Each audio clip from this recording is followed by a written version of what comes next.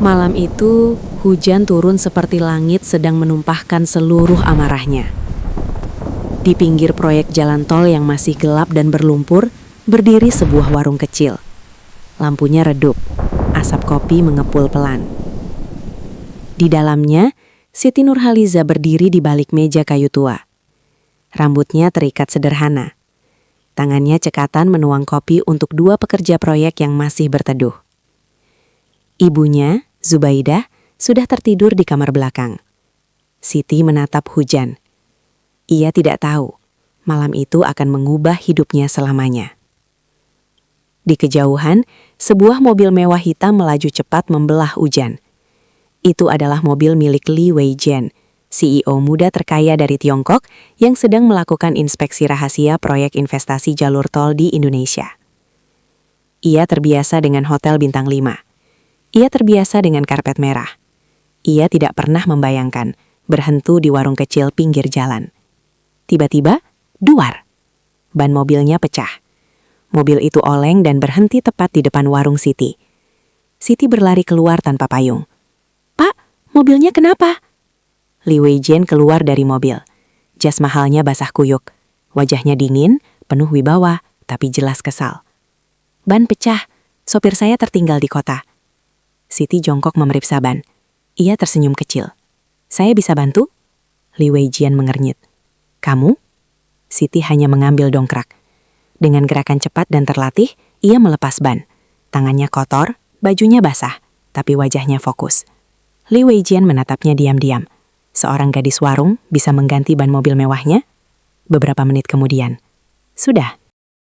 Siti berdiri. Nafasnya sedikit terengah. Li Weijian menatap hasilnya. Sempurna. Hujan semakin deras. "Masuk dulu saja, Pak. Tunggu hujan reda. Saya buatkan kopi." Di dalam warung. Lampu redup. Suasana hangat. Bau kopi hitam memenuhi ruangan. Siti menyodorkan secangkir kopi panas. Li Weijian menyeruput perlahan. Untuk pertama kalinya malam itu, wajah dinginnya sedikit melunak.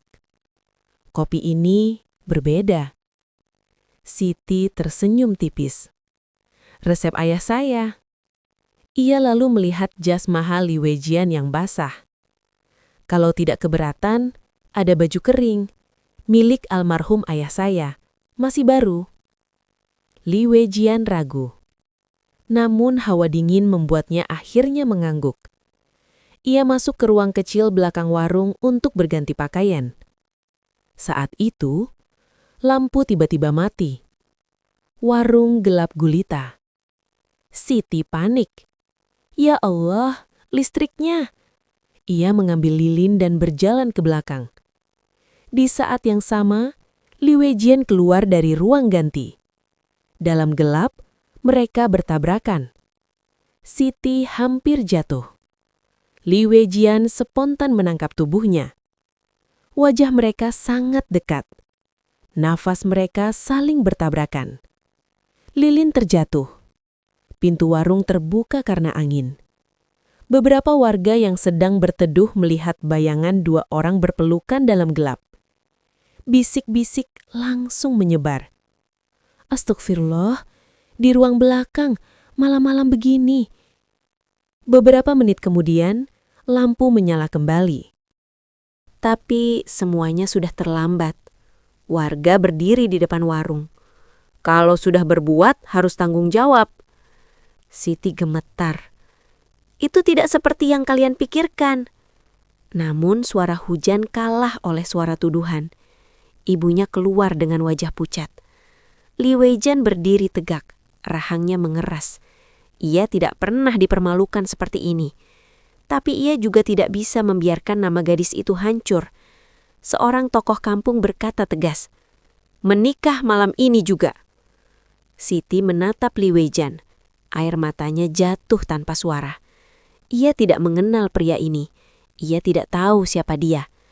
Li Weijian menatapnya balik. Dalam hatinya hanya satu kalimat, "Ini gila." Namun tatapan Siti yang penuh ketakutan membuatnya diam. Hujan masih turun ketika akad sederhana dilakukan di warung kecil itu. Tanpa gaun, tanpa keluarga besar, tanpa cinta, hanya karena salah paham.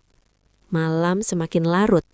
Di dalam kamar kecil warung, Siti duduk memeluk lututnya, menangis tanpa suara. Di luar, Li Weijian berdiri menatap hujan. Wajahnya tak percaya.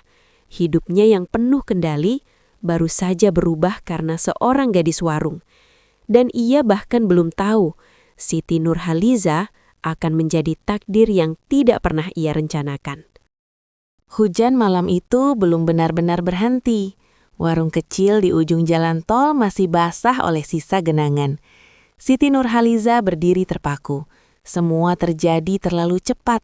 Semalam ia hanya menolong pria asing yang mobilnya mogok. Pria itu, yang ternyata bernama Li Weijian, datang kembali pagi ini bersama beberapa orang berseragam rapi. Dan sekarang, ia resmi menjadi istri seorang CEO besar asal Tiongkok. Bukan karena cinta, bukan karena lamaran romantis, tapi karena fitnah. Gosip kampung meledak. Kabar itu menyebar seperti api disiram bensin. Perempuan warung itu jebak orang kaya. Pasti hamil duluan. Anak gadis nggak tahu malu. Bisikan menusuk telinga Siti.